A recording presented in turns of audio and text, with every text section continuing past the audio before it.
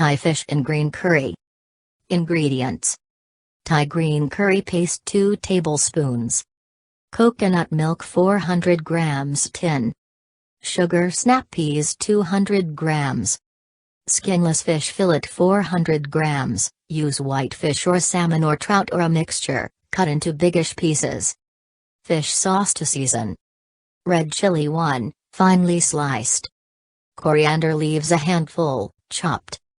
Directions: Put the curry paste in a pan with the solid top of the coconut milk and heat gently until it starts to sizzle.